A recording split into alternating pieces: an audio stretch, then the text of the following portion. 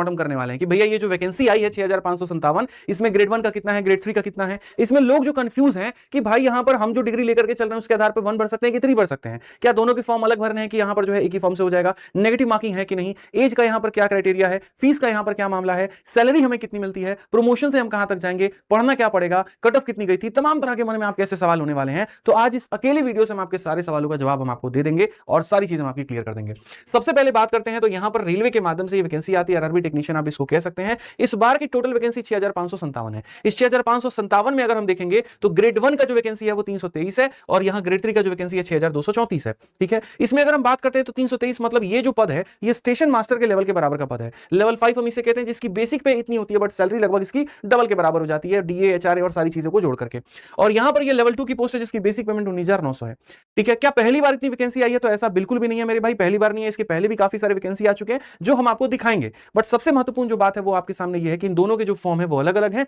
और आपको दोनों के फॉर्म अलग अलग भरने पड़ेंगे। अगर हम बात करें पहले की वैकेंसी को लेकर के तो 2024 में ग्रेड 1 का 1092 पद था और यहां ग्रेड 3 का लगभग 13,000 पद था, क्योंकि 4 साल 5 साल के बाद में यहां पर ये वैकेंसी आई थी। तो मतलब काफी समय का एक्यूमुलेटेड वैकेंसी था, जमा था, एक ही बार में और लगभग 14,298 पदों का जो है वो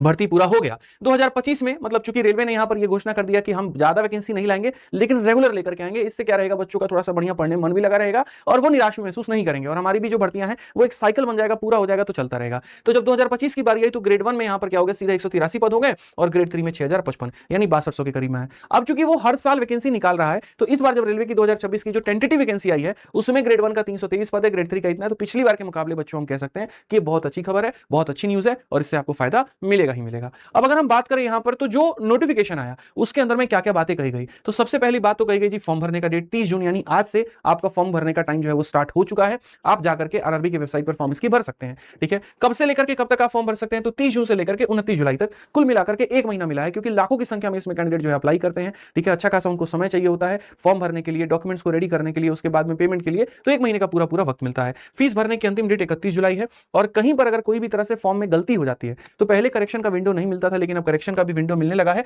1 तारीख से लेकर के 10 तारीख तक आप इसका फॉर्म मतलब कोई भी सुधार कर सकते हैं। होता क्या था कि जैसे लोग फॉर्म जो होता है वो साइबर कैफे वाले से भरवाते हैं। ठीक है,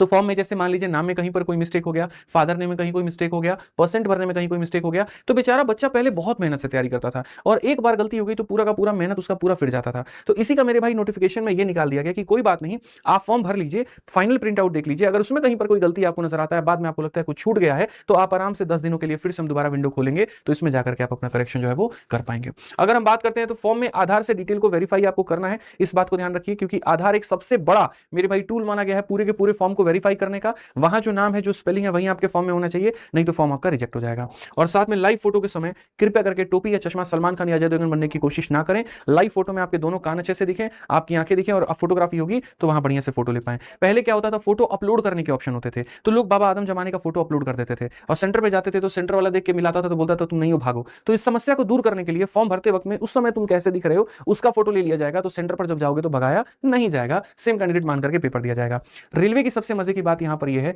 कि जब आप इसके फॉर्म को दोस्त मेरे भरते हो तो फॉर्म को भरते वक्त में यहां पर कहानी क्या होती है, देखिए आप इसके फॉर्म को जब भरेंगे तो जो जनरल कैंडिडेट है, ओबीसी के हैं या ईडब्ल्यूएस के हैं, 500 रुपए फॉर्म भरने का लगता है, लेकिन जब आप इसका पहला सीबीटी 1 पेपर देने जाते हो तो 400 रुपया वापस हो जाएगा। वो एक रिलैक्सेशन मिला था लेकिन धीरे धीरे वो पूरा पूरा खत्म होता गया, इसमें कोविड का कहीं पर कोई रिलैक्सेशन नहीं है। अब इसमें जो रिलैक्सेशन मिलता है वो मिलता है इसके कैटेगरी के कारण, जैसे ओबीसी वालों को 3 साल का रिलैक्सेशन मिलता है और उसके बाद में एससी एसटी वालों को 5 साल का रिलैक्सेशन मिलता है। ओबीसी में भी एक बात जो नोटिस करने वाली है वो एनसीएल मतलब नॉन क्रीमी लेयर है। ठीक है, नॉन क्रीमी लेयर भी दो तरह के होते हैं, एक राज्य सरकार पर अलग होता है, केंद्र सरकार पर अलग होता है। जैसे बिहार में अगर कोई नॉन क्रीमी लेयर है तो बिहार की सारी भर्तियों में वो अप्लाई कर सकता है, लेकिन जब केंद्र की भर्ती भरेगा जैसे कि एसएससी हो गया, रेलवे हो गया, उसमें मान्यता नहीं होता है। तो दो तरह के मेरे भाई हमेशा कास्ट के सर्टिफिकेट बनते हैं, राज्य सरकार में प्रमाणित, केंद्र सरकार में प्रमाणित। तो यहां जो माना जाता है वो मेरे भाई सेंट्रल गवर्नमेंट के लिए जो अप्लाइड होता है वो माना जाता है। तो आप यहां पर वो वाला ओबीसी का सर्टिफिकेट है तो ही आप यहां पर जो है वो रिलैक्सेशन भी क्लेम कर सकते हैं और कट ऑफ भी आपका ओबीसी का ही लगेगा। अगर वो नहीं है तो आप जनरल कैटेगरी में काउंट होंगे और फिर जो जनरल कैटेगरी की कट ऑफ जाएगी आपको उससे नंबर लाना पड़ेगा, तब जाकर के आप क्वालिफाई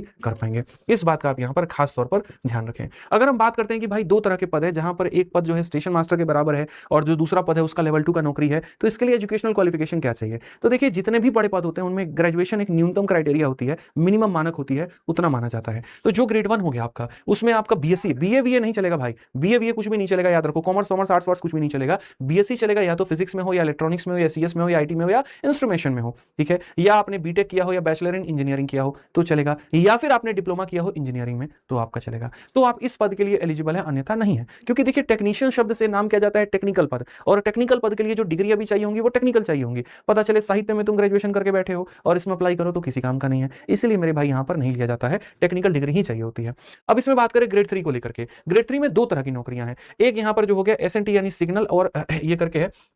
ठीक है, मतलब सिग्नल टी का मेरे को ध्यान नहीं आ रहा है शायद, ठीक है, तो एक एसटी वाला अलग है और एक एसटी वाला अलग है। इसमें क्या होता है देखो, ग्रेड 3 में दो भर्तियां हैं, इस वाले में अगर आप जाओगे तो इसमें 10th के साथ में तुमको आईटीआई चाहिए होगा, समझ में आ गया बात यहाँ पे, और इसमें यहाँ पर 10th के साथ में जो होगा वो सीसीए चाहिए होगा आपका, ठीक। इसमें एक और बात यहाँ पर लोगों का कहना है कि जी हमने बीटेक किया तो ग्रेड 3 भर पाएंगे, नहीं भर सकते, अलाउड नहीं है, मैं आपको बताऊं, ठीक है। अच्छा हम 12th किए तो भर पाएंगे,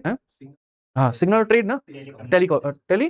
कम्युनिकेशन, ठीक है, वही ध्यान से मेरे से उतर गया था एकदम यहाँ पे। तो जैसे इसमें ग्रेड 3 में जो हो गया वो एक और पोस्ट है सिग्नल एंड टेली कम्युनिकेशन, तो इसमें कौन से वो लोग भर सकते हैं, तो इसमें दोनों लोग भर सकते हैं, जो 10th और आईटीआई किए हैं वो भी भर सकते हैं, और जो 12th किए हैं फिजिक्स और मैथ्स में मेरे भाई यहाँ पर वो भी भर सकते हैं। मैं फिर से रिपीट करता हूँ, 10th आईटीआई वाले दोनों भर पाएंगे, लेकिन जो 12th किए हुए हैं फिजिक्स और मैथ्स के साथ में वो इसको भर सकते हैं लेकिन इसको नहीं भर सकते। इस बात का यहाँ ध्यान रखिए, साफ तौर पर ये लाइन मैंने यहाँ पर मेंशन कर दिया, इसको लेकर के कंफ्यूजन हद से ज्यादा है। अब अगर हम बात करते हैं यहाँ पर, तो चलो दो पद हो गए, बढ़िया बात हो गई, फॉर्म कितने से मेरे भाई डेट हो गया वो भी बात हो गई, कब से कब फॉर्म भर सकते हैं वो भी बात हो गया, वैकेंसी लास्ट में कुछ सालों में कब आई वो भी बात हो गई, ठीक है। अब सर एक्साइटेशन आ रहा है, मजा आ रहा है, अब लग रहा है फॉर्म भरने के लिए हम लोग रेडी हैं। तो पेपर यहां पर जो होगा वो कितने चरणों में होगा, ऐसा तो नहीं कि 4 साल का प्रक्रिया, ये बिल्कुल भी नहीं है मेरे भाई, सबसे फास्ट है यहाँ पर, एक ही पेपर होता है कंप्यूटर बेस्ड टेस्ट। जब जब तुम्हारा सीबीटी शब्द आ जाए समझ लेना वो कंप्यूटर बेस्ड